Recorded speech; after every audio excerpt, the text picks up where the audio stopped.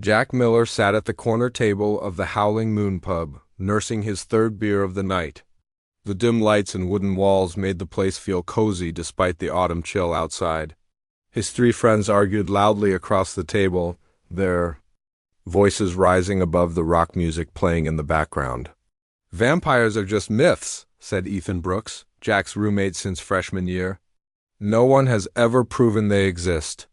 "That's what they want you to think," replied Olivia, pushing her glasses up her nose. "The evidence is there if you look for it. Blood banks with missing inventory, people with strange bite marks." "Oh, please," said Ethan with a laugh. "Next. You'll tell me werewolves are real too." Jack smiled as he watched his friends. As a graduate student in paranormal studies at Westlake University, he heard these debates almost daily. Most people thought his field was a joke, but Jack took it seriously. He had spent 4 years researching folklore and unexplained phenomena. His apartment walls were covered with maps tracking strange events and bookshelves filled with rare texts on supernatural creatures. "What do you think, Jack?" asked Caleb, the quietest of the group. "You're the expert here." Jack put down his beer. "I think there's too much global evidence across too many cultures to dismiss vampires entirely. Ancient texts from Egypt, China, and Eastern Europe all describe similar blood-drinking entities."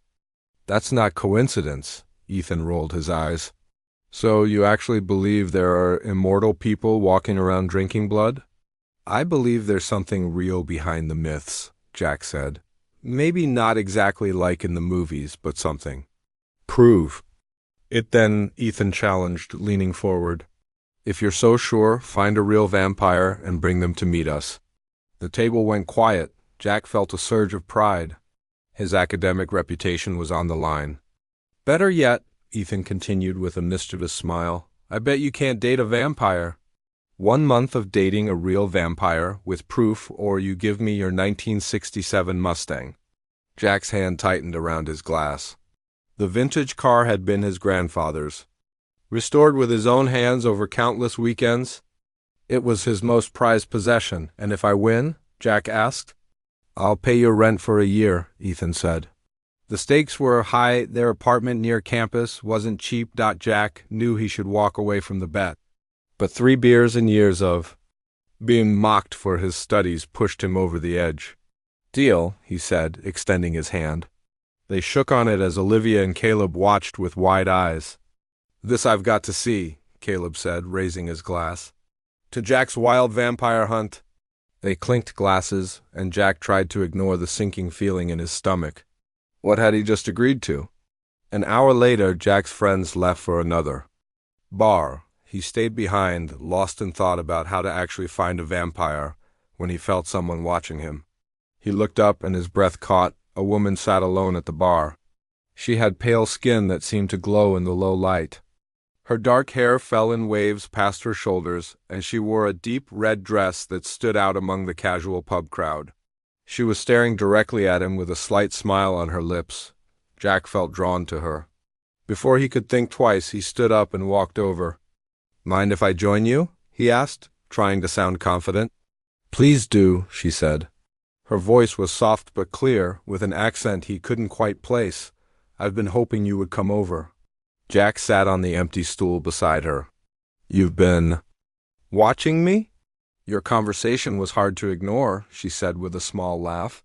"Not many people discuss vampires so passionately in public." Jack felt his face grow warm. "You heard all that?"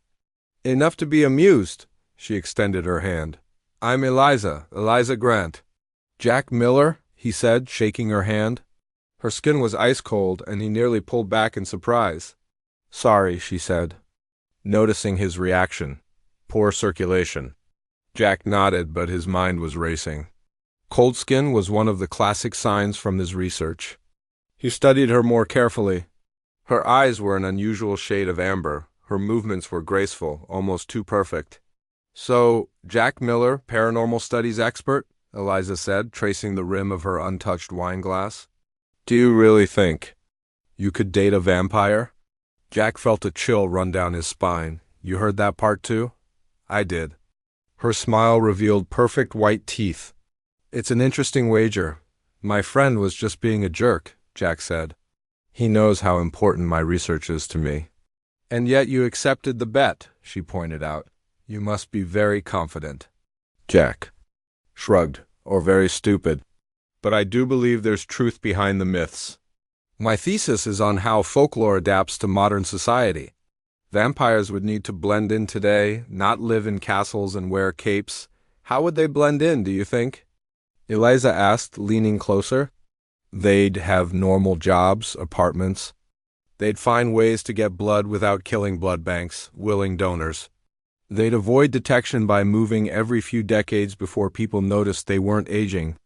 Eliza looked impressed. You've given this serious thought. It's my life's work, Jack admitted. He rarely found someone interested in his theories. Most people think I'm crazy. I don't think you're crazy at all, Eliza said. She checked her watch. It's getting late. I should go. Jack felt disappointment wash over him. Could I see you again? Maybe for dinner? Eliza paused, studying his face. That would be entertaining tomorrow night. There's a restaurant called Moonlight on 5th Street. I know it, Jack said, surprised she'd picked one of the most expensive places in town. 8 o'clock, she said, standing up. She hadn't touched her wine. I'll be there, Jack promised. Eliza smiled again. I look forward to learning more about your vampire theories, Jack Miller. She walked away, moving through the crowd with unusual grace. Jack watched her leave, feeling like something important had just happened. On his walk home, Jack couldn't shake the feeling of being watched. Shadows seemed to move at the corner of his vision. The night felt colder than it should for early fall. In his apartment, Jack went straight to his research. Wall. He pulled out his journal and wrote down everything he could remember about Eliza. Cold skin, unusual eyes, untouched drink, graceful movements, perfect teeth, strange accent. It was probably nothing. She was just an interesting woman who enjoyed his vampire theories. But as Jack got ready for bed, he couldn't help wondering if his ridiculous bet had somehow worked immediately. What were the chances of meeting someone like Eliza right after making the wager?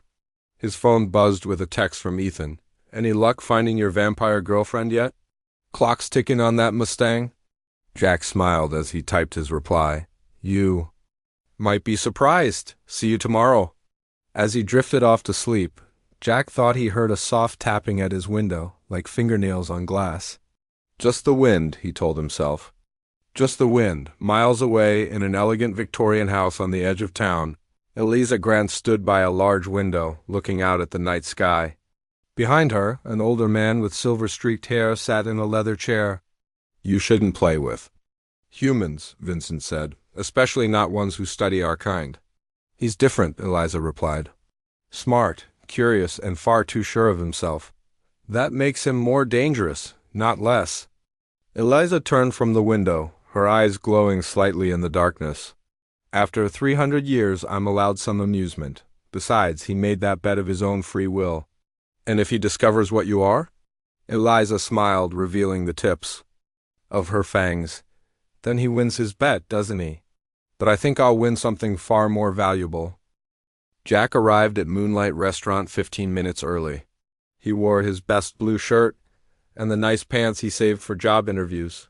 The hostess led him to a corner table with a view of the city lights.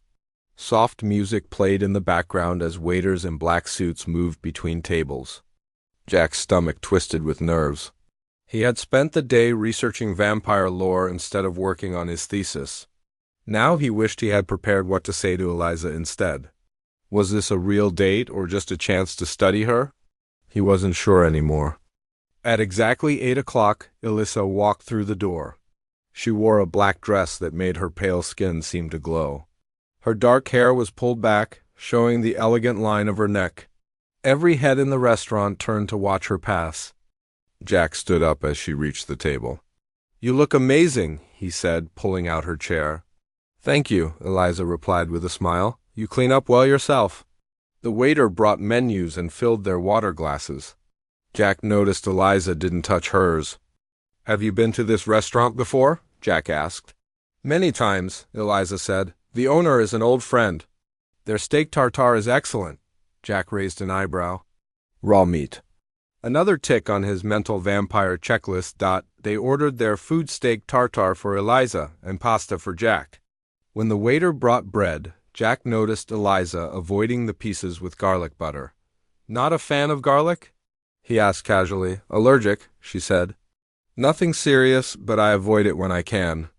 Jack nodded, adding another note to his mental list. So tell me about yourself, Eliza said. Besides studying paranormal things, what does Jack Miller do? Not much, Jack admitted. I teach 2 classes at the university while working on my thesis. I restore old cars when I have time. My grandfather taught me how. A man with his hands in both the past and the future, Eliza said. I like that. What about you? Jack asked. What do you do? I'm an art dealer, she said. I specialize in finding rare pieces for private collectors. That sounds interesting. It lets me travel, meet unusual people, she smiled. Some of them are quite old-fashioned.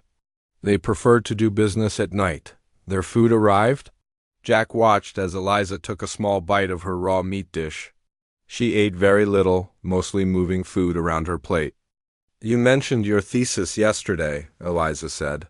Tell me more about it. Jack hesitated. Most people's eyes glazed over when he talked about his research. But Eliza seemed genuinely interested. I'm studying how supernatural beings would adapt to modern society, he explained. Vampires couldn't live like they did in old stories.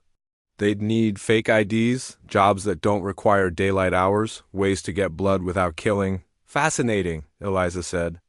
And what makes you so sure these creatures exist? Too many stories. From too many different cultures describe the same things, Jack said. And I've interviewed people who claim to have seen them. Some were clearly lying or confused, but others, he shrugged. Let's just say I have reasons to believe. And your friends think you're crazy, Eliza guessed. They think it's all a joke, Jack admitted. That's why Ethan made that stupid bet. Ah, yes, the famous bet, Eliza's eyes sparkled with amusement. Date a vampire or lose your car? How would you prove you've dated a vampire? Exactly. Jack hadn't thought about that part. I guess I'd need evidence. Photos of them avoiding sunlight, not eating normal food, maybe even, he trailed off, embarrassed. Fangs? Eliza suggested. Blood drinking? Those might be hard to document on a date. Jack laughed. Yeah, I didn't think this through very well. As they talked, Jack noticed something odd about Eliza's reflection in the restaurant's mirrored wall. It seemed slightly blurred, as if out of focus compared to the sharp reflections of other diners. He blinked and looked again, but couldn't be sure if he was imagining it. After dinner, they walked along the river that ran through town. The night was cool, but Eliza didn't seem bothered by the temperature despite her thin dress. How long have you lived here? Jack asked. Not long, Eliza said. A few years. I move around quite a bit for work. Where did you live before? New York. Before that, London. Paris before that. She looked up at the stars. I've always liked smaller cities best, though. People notice each other more. You've traveled a lot, Jack said. Life is long, Eliza replied. Why stay in one place? They stopped at a bench overlooking the water. Jack gathered his courage and reached for her hand. Her skin was cool to the touch, but not unpleasantly so. Can I ask you something strange? Jack said, Those are the best kinds of questions, Eliza replied. Do you believe in vampires? Eliza's laugh was like music. I believe there are many things in this world beyond common understanding. Why limit what's possible? That's not really an answer, Jack pointed out. No, it's not. Eliza squeezed his hand. Would you like to see me again, Jack Miller? Yes, he said without hesitation. Tomorrow night there's a carnival at the fairgrounds, she said. We could go after dark. Say 9 o'clock? I'll pick you up, Jack offered. Where do you live? I'll meet you there, Eliza said quickly. At the main entrance. As they said goodbye, Eliza leaned in and kissed Jack's cheek. Her lips were soft but cool against his skin. Jack felt a strange jolt like static electricity where they touched. Until tomorrow, she whispered, then turned and walked away. Jack stood frozen, watching her disappear into the night. His cheek tingled where she had kissed him. He touched the spot, half expecting to find blood, but there was nothing. Later that night, Jack added to his notes about Eliza, ordered raw meat, avoided garlic, barely ate or drank, blurry reflection. Cold skin, not bothered by cold weather, extensive travel history, avoids questions about her past. Works mostly at night. The evidence was adding up. Jack felt both excited and nervous. If Eliza really was a vampire, he'd win his bet and make a groundbreaking discovery for his research. But there was something else, too. He genuinely liked her. Her mystery, her wit, the way she listened when he talked about his studies. Jack's phone buzzed with a text from Ethan. "How's the vampire hunt going? Found any bloodsuckers yet?" Jack stared at the message, unsure how to respond. Finally, he typed, "Maybe. Got another date tomorrow night." Ethan replied immediately, "No way. Is she hot at least?" "Beyond belief," Jack wrote back. "And definitely unusual." "Pics or it didn't happen," Ethan demanded. Jack put his phone away without responding.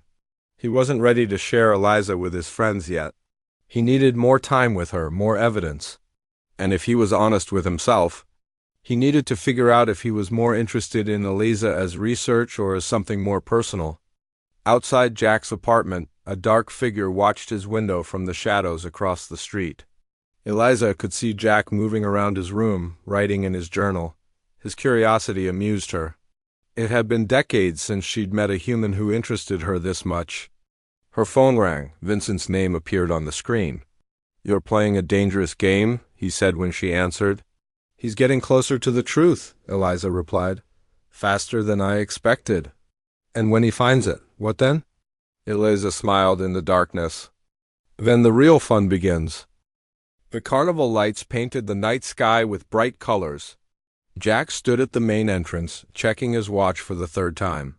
It was 5 minutes past 9.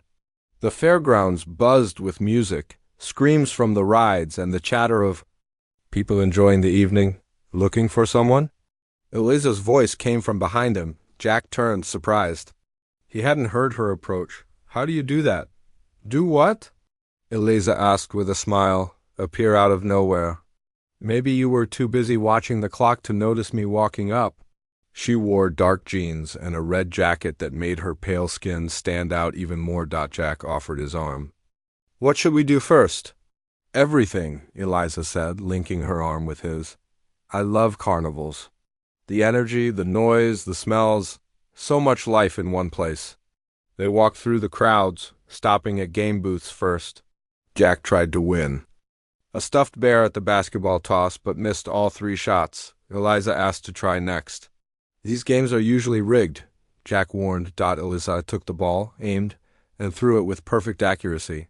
The ball went straight through the hoop.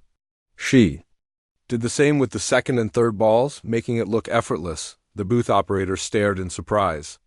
We have a winner," he said, handing her the largest bear. "How did you do that?" Jack asked as they walked away. "Good aim," Eliza said simply. She gave the bear to a small girl who was watching them with wide eyes. They tried more games, and Eliza won every time. At the strength test, she hit the hammer so hard the bell nearly broke. The crowd around them cheered, but Jack felt uneasy. No normal woman should be that strong. Next, they rode the Ferris wheel. From the top, they could see the entire carnival and the city beyond it.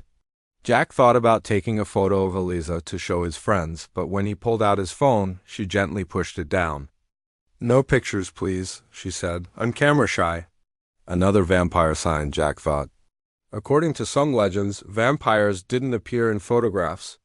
"Tell me something about your past," Jack said as their car swung gently at the top of the wheel. "What would you like to know?" Eliza asked. "Where did you grow up?" "A small town you've never heard of," she said. "It doesn't exist anymore. What happened to it?" "Time," Eliza said. "Time happens to everything eventually." Jack tried another question. "How old are you?" Eliza laughed. "Didn't anyone tell you it's rude to ask a woman her age?" "Sorry," Jack said. "I'm just trying to know you better." "I'm older than I look," she said, her eyes reflecting the carnival lights. "Let's leave it at that. After the Ferris wheel, they got cotton candy." Jack ate his quickly, but Eliza just carried hers, never taking a bite.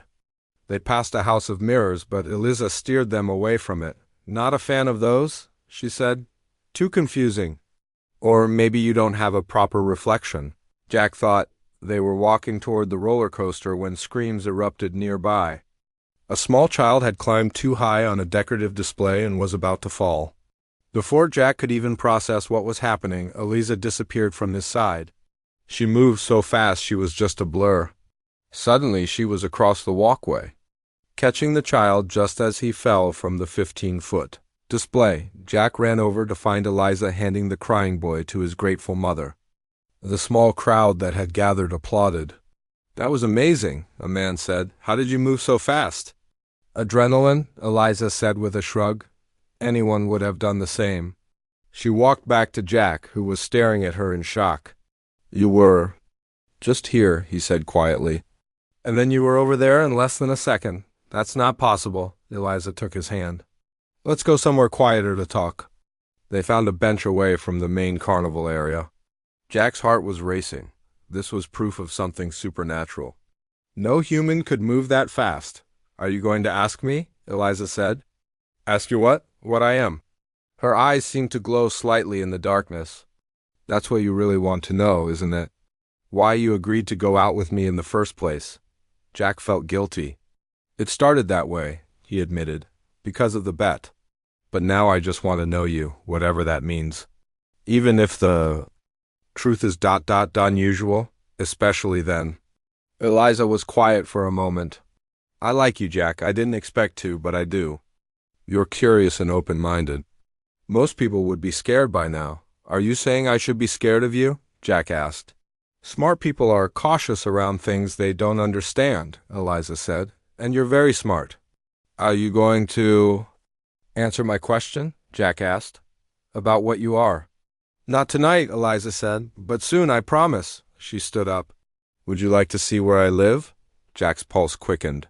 Yes. They left the carnival and walked to a sleek black car parked nearby. Eliza drove them out of town, up into the hills where the old mansion stood. She stopped in front of a large Victorian house set back from the road. It was 3 stories tall with a tower on one side. The gardens around it were perfectly kept, with roses blooming despite the fall weather. This is yours?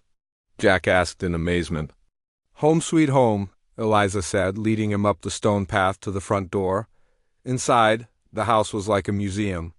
Antique furniture, oil paintings, and glass display cases filled with objects that looked centuries old. Jack spotted a sword. That could have been from the Revolutionary War, jewelry that looked ancient, and books so old the leather bindings were cracked with age. These are incredible, Jack said, examining a collection of gold coins. Are they real? Every item in this house is authentic, Eliza said. I collect things with history. They moved into a living room with a large fireplace. A fire was already burning, though no one had been home. Above the mantel hung a large painting of a woman in 1800s clothing who looked remarkably like Eliza. Is that a relative? Jack asked, pointing to the painting. You could say that, Eliza replied with a smile. As they toured the house, Jack noticed more paintings and photographs from different time periods, all featuring women who resembled Eliza. In one room, he found a display case with jewelry, letters, and a small book. The book was open to a page with handwritten text dated 1876. My dearest Elizabeth, Jack read aloud. The nights without you stretch endlessly before me. Private letters, Eliza said, closing the case. From a long time ago. In another room, Jack found what looked like a small medical station, with refrigerated drawers and equipment he didn't recognize. Eliza quickly guided him away. My hobby room, she said vaguely. Nothing interesting. As they returned to the living room, Jack felt sure of what he'd been suspecting all along. The paintings spanning centuries, the old letters addressing her as Elizabeth, the medical equipment that could easily store blood, it all pointed to one conclusion. He took a deep breath. Eliza, are you a vampire? She turned to face him, her expression unreadable. For a long moment she said nothing.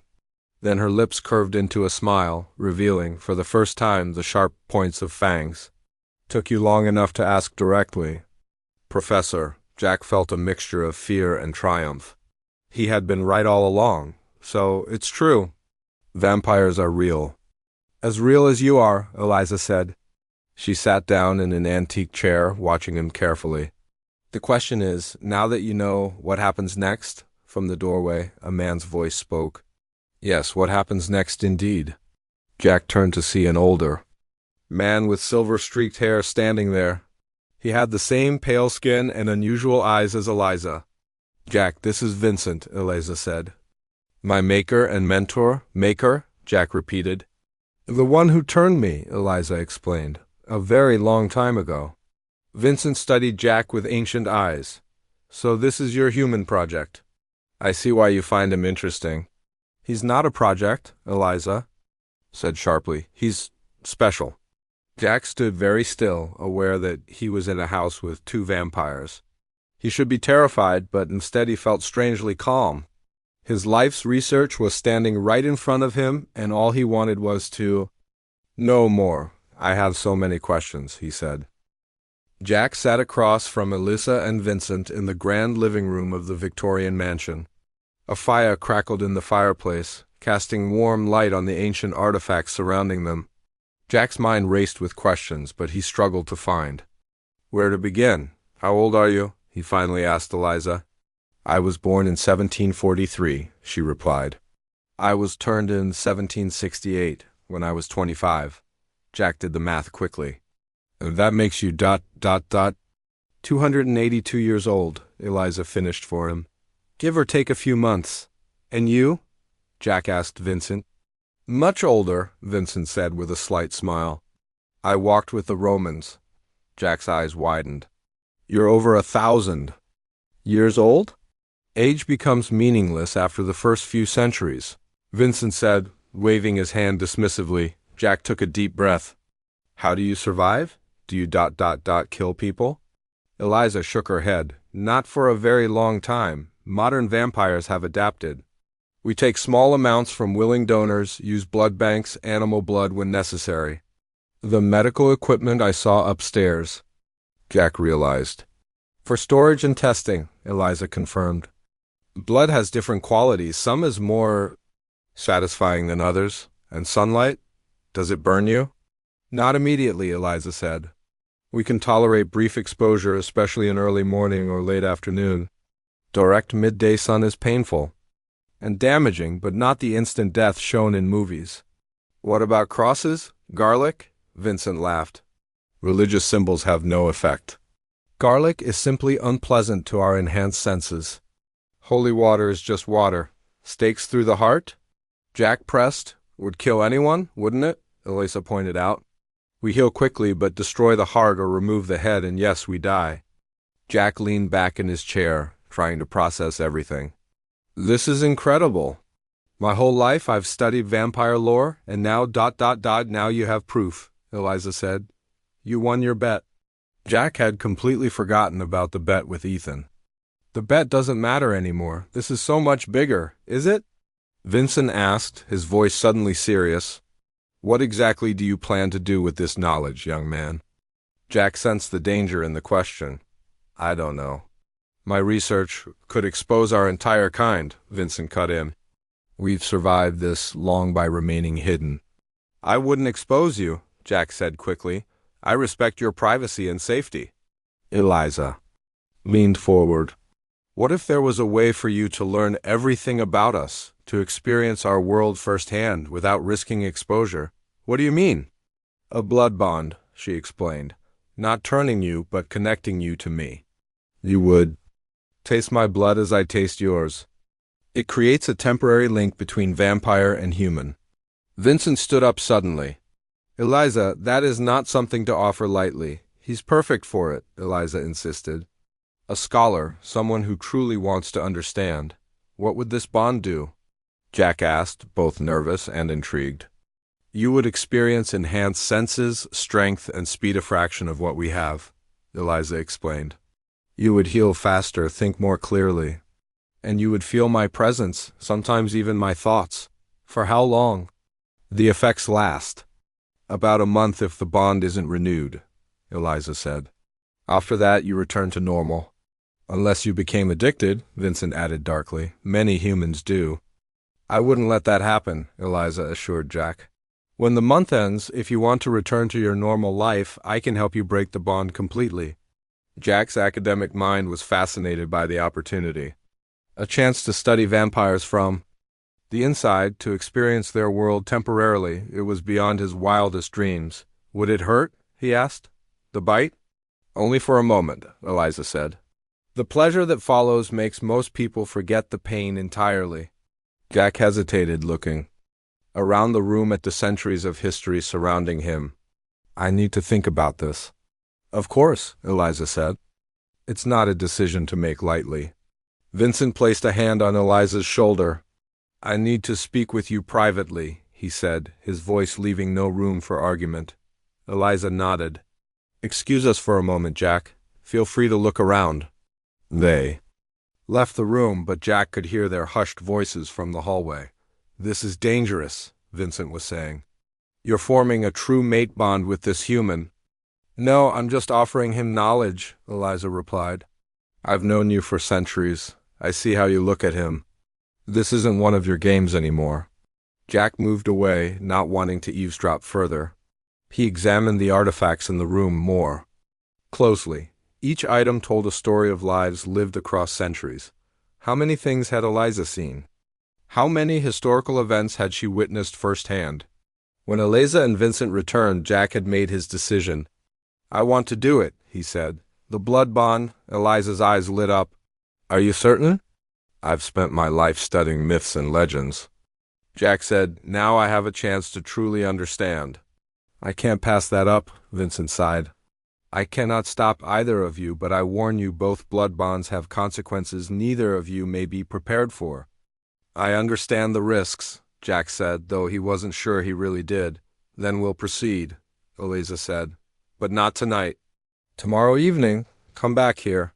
The bond should be formed at midnight for the strongest connection. Jack nodded suddenly.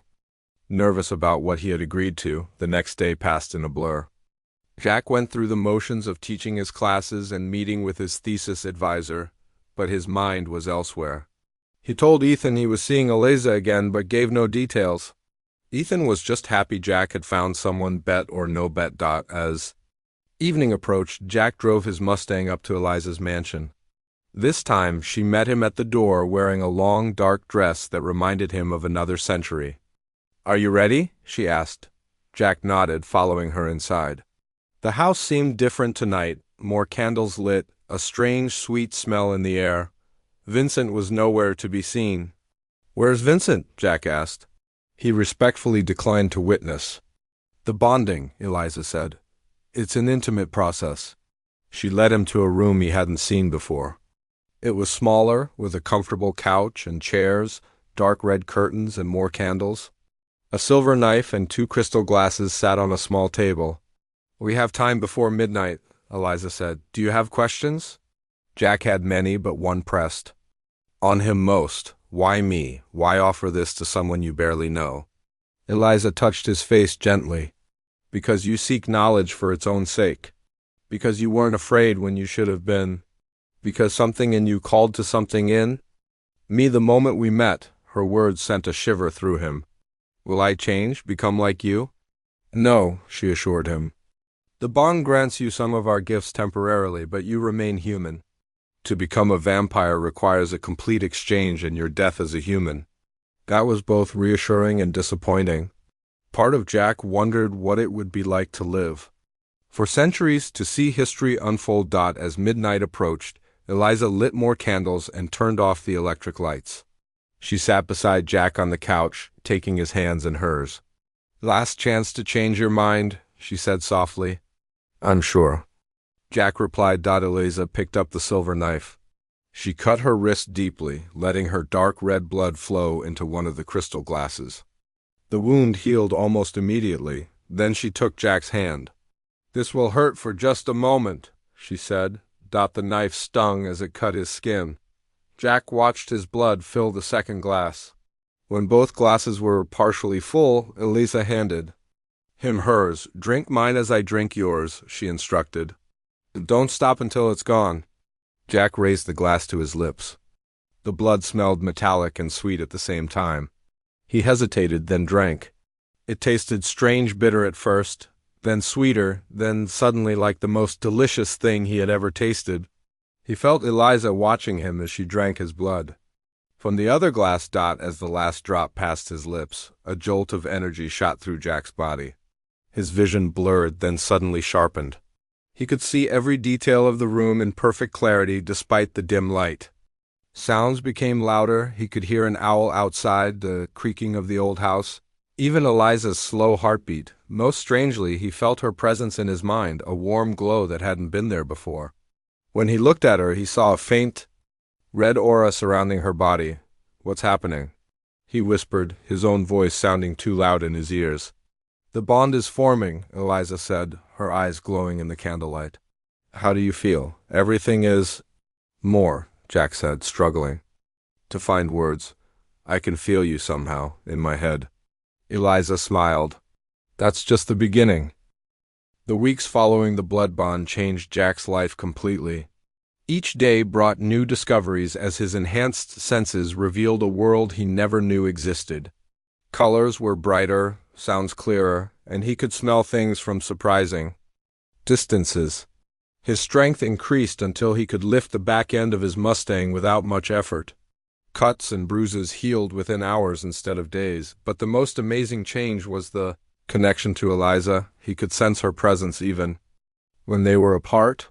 Sometimes her thoughts and feelings flowed into his mind like whispers. He knew when she was happy, sad, or hungry. When they were together, the connection was even stronger. Jack's academic work improved dramatically. His mind processed information faster, and he could read entire books in a single night. His thesis on supernatural adaptation took a new direction, using careful wording to hide what he really knew. "Your professors must be impressed," Eliza said one evening as they walked through the university campus. It was dusk, the safest time for her to be outside. "Dr. Winters said my latest chapter was revolutionary," Jack replied with a smile. If she only knew why. Eliza squeezed his hand. "Are you happy with our arrangement?" "More than happy," Jack said. "It's beyond anything I imagined." They had fallen into a comfortable routine. Jack spent most evenings at Eliza's mansion, learning vampire history directly from her and Vincent. He documented everything in a private journal, careful never to include real names or locations. During the day, he attended classes and worked on his thesis. His friends noticed the changes in him, his new confidence, his improved focus, but he offered only vague explanations. One evening, Jack arrived at Eliza's house to find her in a serious discussion with Vincent. "We have a problem," Vincent said when Jack entered the living room. "Gregory Powell is in town." "Who is Gregory Powell?" Jack asked. "A hunter," Eliza explained, her face grim. "He tracks and kills vampires." "I thought that was just in movies," Jack said. Vincent shook his head. "Hunters have existed as long as we have. Gregory is particularly dangerous because he once loved a vampire. When she left him, he devoted his life to destroying our kind." "Does he know about you?" Jack asked Eliza. "Not yet," she said, "but he might sense the bond between us. It creates a distinctive energy that experienced hunters can detect." "What should we do?" "You should stay away from me until he leaves town." Eliza said, "It's not safe." Jack refused immediately. "I'm not leaving you to face him alone." "This isn't your fight," Vincent warned. "Anything that threatens Eliza threatens me," Jack said firmly. The bond between them pulsed with his emotion. The next day, Jack was in the university library when a man approached his table. He was tall with gray hair and a weathered face. Despite his age, he moved with the grace of someone much younger. "Jack Miller?" the man asked. Jack looked up. "Yes, my name is Gregory Powell. I'm researching vampire folklore for a book." "I heard. You're the expert on campus." Jack felt a chill. This was the hunter. Through the bond, he sensed Eliza's sudden alarm. She could feel that he was in danger. "I just study myths," Jack said carefully. "Nothing real." Gregory sat down across from him. "But we both know they're not just myths, don't we?" "I've been watching you, Jack." The changes in you these past weeks are obvious to someone who knows what to look for. The enhanced strength, the improved senses, classic signs of a blood bond. Jack tried to keep his face neutral. I don't know what you're talking about. She's using you, Gregory said bluntly. Vampires seduce humans with the bond, make them dependent, then discard them when they get bored. I've seen it dozens of times. You're wrong about Eliza, Jack said, then immediately regretted using her name. Gregory's eyes narrowed. Eliza, the new art dealer in town? The one with the Victorian house? I should have guessed. He leaned closer. Let me help you break free of her. I don't need help, Jack said, standing up. Please leave me alone. As he turned to go, Gregory grabbed his arm. They all say that at first. The bond makes you loyal to her, but I can show you the truth. Jack pulled his arm away with more strength than a normal human should have. Gregory noticed. You're further gone than I thought, the hunter said, but not beyond saving. Jack hurried away, his heart racing. Through the bond, he could feel Eliza's worry. He sent back a feeling of reassurance, something he had only recently learned to do. That night, Jack drove to Eliza's house to warn her, but no one answered the door. The house felt empty.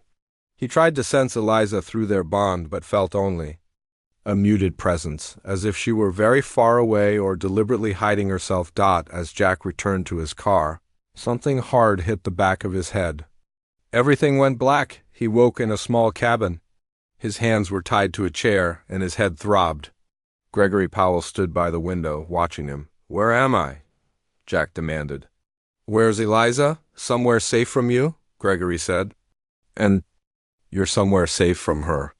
The herbs in this room will block your bond temporarily. Jack struggled against the ropes. Let me go. Not until you understand what she's done to you. Gregory opened a folder and placed photos in front of Jack. They showed people throughout history with vampires. These are all blood-bonded humans. See what happened to them. The photos told a grim story. Initially, the humans looked happy.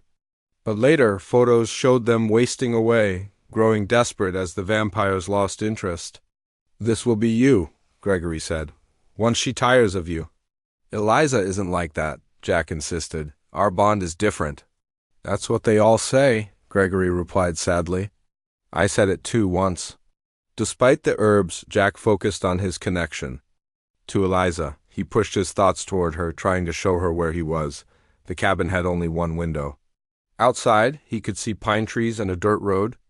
A mountain was visible in the distance, Miller's Peak, which meant they were north of town. Suddenly, Jack felt Eliza's presence grow stronger in his mind. She had found him. Now he just needed to keep Gregory talking. Tell me about your vampire. Jack said, the one who left you. Pain crossed Gregory's face. Vanessa, we were together for 10 years.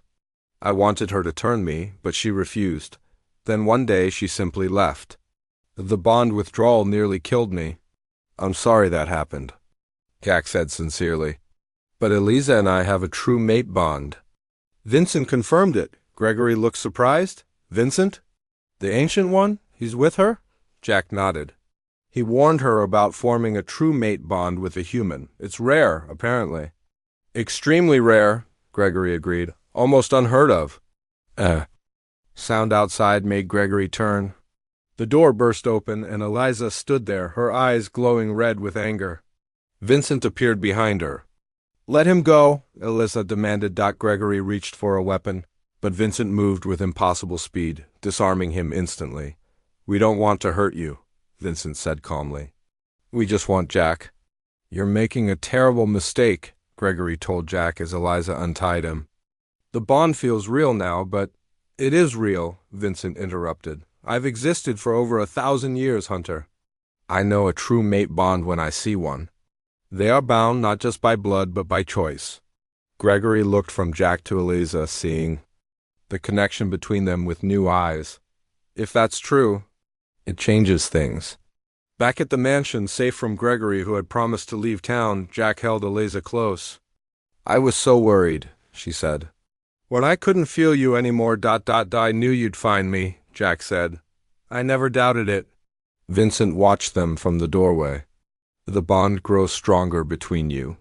Jack, you should know the changes in you may not reverse after a month as we thought. What do you mean? Jack asked.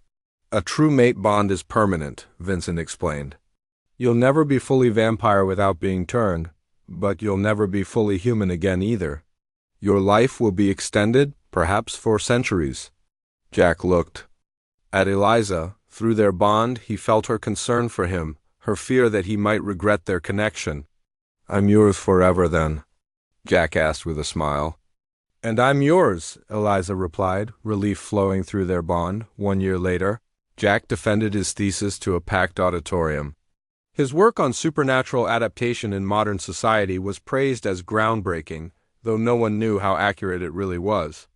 Ethan sat in the front row, still amazed that his friend had found such an unusual girlfriend after the successful defense. Jack drove his Mustang to the mansion he now shared with Eliza. Vincent had moved to a smaller house nearby, giving them space while remaining close enough to guide them. Dr. Miller, Eliza greeted him at the door. Congratulations. Jack kissed her. I couldn't have done it without you. Literally, she teased. That night they sat on the porch watching the stars. Jack's body had continued to change over the year. He aged more slowly now, healed almost instantly, and their bond had grown so strong they could communicate without words across great distances. Do you ever regret it? Eliza asked suddenly. The bet? The bond, any of it? Jack squeezed her hand. Never. I bet I could date a vampire, and now I'm yours forever. Best bet I ever lost. Eliza smiled, her fangs catching the moonlight. Forever is just the beginning.